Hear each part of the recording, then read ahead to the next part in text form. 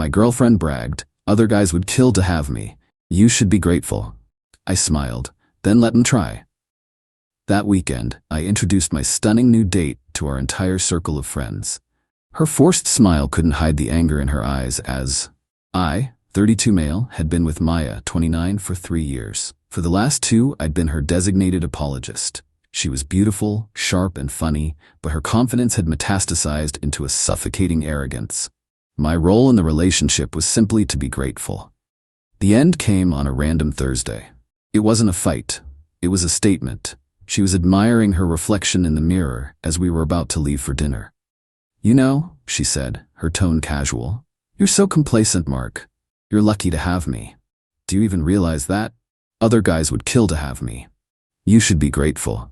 For years, I'd absorbed comments like that, little digs, reminders of my subordinate status. But this time, hearing it stated so plainly, something inside me didn't break. It clarified.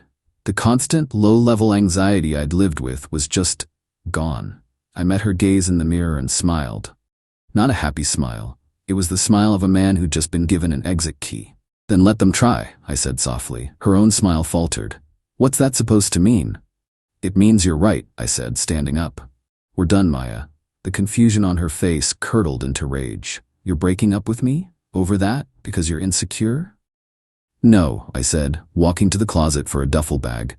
I'm just not interested in being grateful anymore. The yelling started then. I was pathetic. I was throwing away the best thing in my life. I'd come crawling back. I didn't engage. I just packed. As I walked to the door, she fired her parting shot, her voice dripping with smug certainty. Fine. But don't forget Liam and Qley's engagement party on Saturday. It's going to be so embarrassing for you when you show up alone. Everyone will know. She was so sure that public shame was my biggest fear. I'll be there, Maya, I said. Don't worry about me. I left and checked into a hotel. First call, the landlord of our apartment. The lease was solely in my name. I told him my girlfriend was moving out and I'd be changing the locks on Monday. He was fine with it. Second, I thought about the party. She wanted to paint me as the pathetic ex, moping in a corner. She was already writing the script. I decided to rewrite it. I pulled out my phone and texted Isabella, a witty and talented graphic designer I'd met on a work project a few months back. There had been a spark. She'd mentioned she was single. It was a Hail Mary. Me, hey Isabella, Mark here. Incredibly last minute and random, so feel free to say no, but my plans for Saturday night just changed dramatically. Any interest in being my +1 to an engagement party? 10 minutes later, my phone buzzed.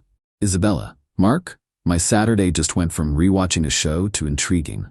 I'd love to go. I was concise with the situation. Just got out of a long-term relationship. She'll be there. Might be awkward. Her reply was perfect. A little awkward is my specialty. Consider me your social Kevlar. See you Saturday. I spent Friday blocking Maya's 10th voicemail and getting my head straight. On Saturday, I picked up Isabella. She looked effortlessly stunning in a simple navy dress. The drive to the party was easy, full of laughter. No mind games, no tension. It felt normal. As we walked to the front door, I took a deep breath. Maya thought she was setting a trap. She wasn't expecting me to show up happy. Update 1. The party was in full swing. We hadn't been there 5 minutes before I spotted her, holding court by the fire pit, telling some animated story to our mutual friends, Sarah and Ben. She hadn't seen us yet. She was in her element, crafting her victim narrative. Isabella leaned in close. Target acquired at 9 o'clock, she murmured with a grin. She's perfected the brave little soldier look. You have no idea, I chuckled. Let's get a drink.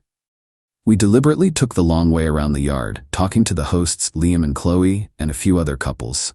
Isabella was a natural, warm, funny, and engaging. People were instantly charmed. It wasn't long before I felt the familiar weight of Maya's stare. I glanced over. Her story had died on her lips. Her jaw was slack. Sarah and Ben were looking our way with matching expressions of shock. The pathetic ex wasn't behaving as scripted. She recovered in a heartbeat, her expression hardening into a brittle, forced smile. She whispered to Sarah and started walking toward us. A predator's saunter. Showtime, Isabella whispered, taking a sip of wine. Mark, Maya said, her voice dripping with artificial sweetness. Her eyes scanned Isabella with a quick, dismissive flick. And you brought a friend. Maya, I said, my tone level. This is Isabella. Isabella offered a warm, genuine smile. So nice to meet you, Maya. Maya's smile was all teeth. Isabella, I'm surprised, Mark. Moving on so quickly. It seems a little desperate. She said it just loud enough for the people nearby to hear. Public shaming. Her favorite sport. Not at all, I said calmly. You were very clear on Thursday. You said other guys would kill to have you. I decided to stop being grateful and let them try. I'm just respecting your wishes. The color drained from her face, then flooded back in an ugly, blotchy red. My public recitation of her own arrogant words had hit home. Her forced smile couldn't hide the anger in her eyes. That's not what I meant, and you know it, she hissed. It's what you said, I replied with a shrug. Clarity is a gift. Now, if you'll excuse us, I think a toast is about to start. I put a hand on Isabella's back and guided her away, leaving Maya standing there, speechless. Later, while Isabella was away, Maya's best friend Sarah cornered me. This is cruel, Mark, she said, arms crossed. Maya is heartbroken, and you show up flaunting this new person. It's disrespectful. Sarah, did Maya tell you why we broke up? She said you freaked out over a silly comment and threw her out of her home. Her home? The lease is in my name, and the silly comment was her telling me I should be grateful she allows me to be her boyfriend. She ended it with her words, I just made it official. Sarah faltered. She was just having a bad day. You're supposed to be the bigger person. There it was, the core expectation. My job was to absorb her abuse. No, I said, my voice firm. I'm not supposed to be the bigger person anymore. I'm supposed to be happy.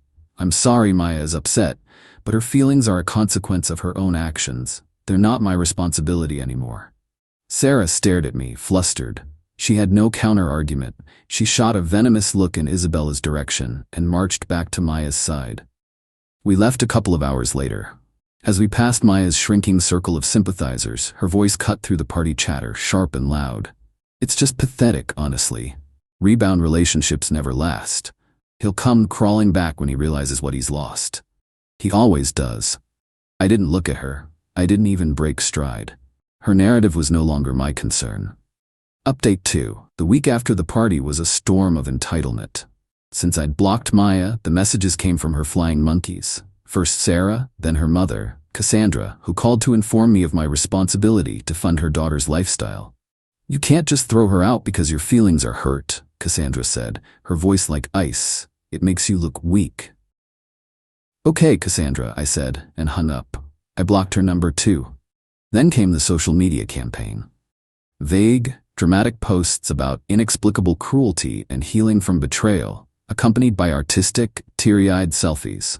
The comments were a flood of sympathy from people who only knew her curated online persona. A few mutual friends quietly unfriended me. Good riddance. The real escalation came on Wednesday. An email from HR, subject formal complaint. My blood ran cold.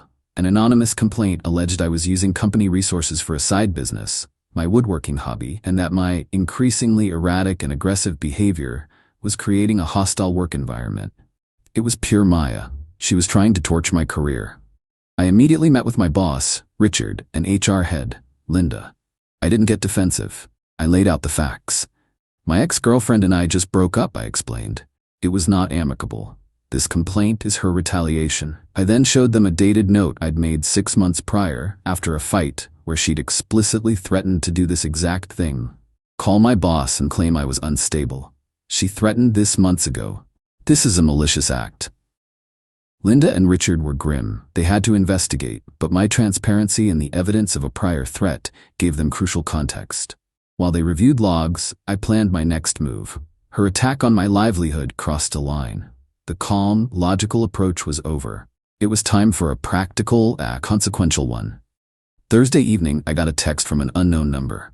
Unknown, this is Maya. I'm using Sarah's phone. I'm coming to the apartment Saturday at noon to get my things. A demand, not a request. Perfect.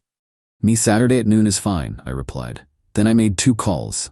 One to a moving and storage company, the other to a high-end consignment shop that specialized in the kind of designer furniture Maya adored. On Friday, HR called me in. The investigation was over. They'd found 0 evidence. The complaint was dismissed and noted in my file as a malicious, non-work-related harassment attempt. Richard clapped me on the shoulder and told me they had my back. The bomb she'd tried to detonate in my life had been a dud. Now it was time for her to deal with the fallout from her own. Update 3, Saturday morning. The movers arrived at 9 a.m. All of Maya's personal belongings, clothes, books, toiletries, I had already packed into uniform cardboard boxes. Her expensive statement furniture, the velvet couch I hated, the stain magnet marble table, the ugly abstract painting, was moved out professionally. At 11:45, Isabella arrived with pizza, just as planned. The apartment was stark and echoing. At noon sharp, the buzzer rang. It was Maya, flanked by her mother and Sarah, her personal entitlement army. I opened the door. Maya strode in, a smirk on her face that died the second she saw the room. The empty spaces. The neat stack of boxes. "What is this?" she demanded. "Where is my couch?" "Your personal items are in the boxes," I said calmly. "The furniture has been moved to a secure storage unit. I've contracted a consignment shop to manage its sale. Once sold, you'll receive the proceeds minus the moving and storage fees." I handed her a folder. Inside was an itemized inventory, copies of the contracts, and all the relevant contact information. It was cold, corporate, and final. "Storage fees?" her mother shrieked, snatching the folder. "You're charging her to sell her own furniture?" "The professional services are," I corrected. "She can, of course, cancel the consignment and arrange to move the items herself. The first month of storage is paid." Just then, Isabella walked in from the kitchen, holding 2 plates.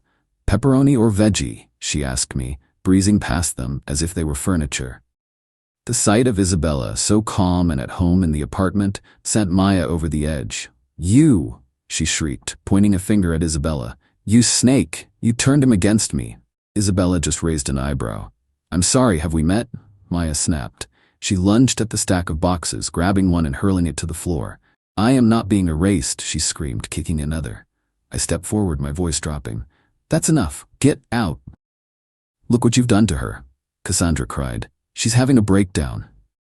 "She's having a tantrum because she's not getting her way," I countered. "You have 5 minutes to get these boxes out of my apartment. If you damage anything else, I will call the police and have you removed for trespassing."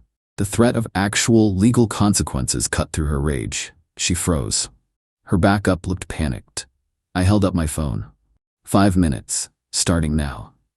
That broke the spell. They began grabbing boxes, bumping them into walls, dropping them with theatrical huffs. It was a chaotic, undignified scramble to load everything into Sarah's too small SUV. When they were done, Maya marched back to my door. "You haven't won," she snarled. "Everyone sees you for the petty monster you are, and that little tramp won't stick around." Her face then crumpled with confusion. "Why are you doing this? I loved you." "No," I said, the truth of it absolute. "You loved being in control. You don't even know what love is. Please close the door on your way out." She stared, searching for a crack in my armor. Finding none, she turned and slammed the door.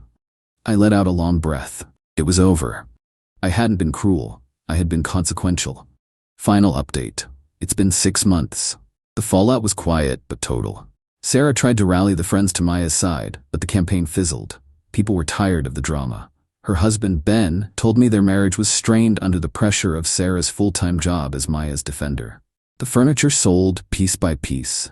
Each time I transferred the money to Maya's account and emailed a sterile, automated-looking receipt with the subject, asset liquidation.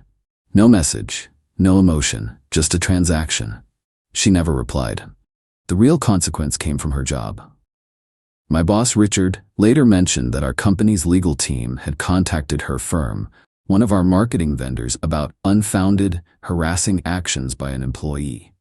2 weeks later, Maya's LinkedIn status changed to open to work. By filing a malicious complaint against an employee of a major client, she'd made herself a corporate liability. Her attempt to wreck my career had boomeranged and ended hers. Last I heard, she moved back in with her parents. Her social media is private. Her performance is over, the audience has left, and she's alone with the consequences. As for me, I'm good. The apartment is finally our home. Isabella and I filled it with comfortable furniture, including a coffee table I built myself, and shared memories. Our relationship is a partnership, not a power struggle. It's easy. It's peaceful. The revenge wasn't loud or explosive. It was the slow, inevitable collapse of a world built on arrogance. I didn't push her off her pedestal. I just stepped out from under it and let gravity do the work. She played a cruel game and won the prize she deserved. A life lived all by herself.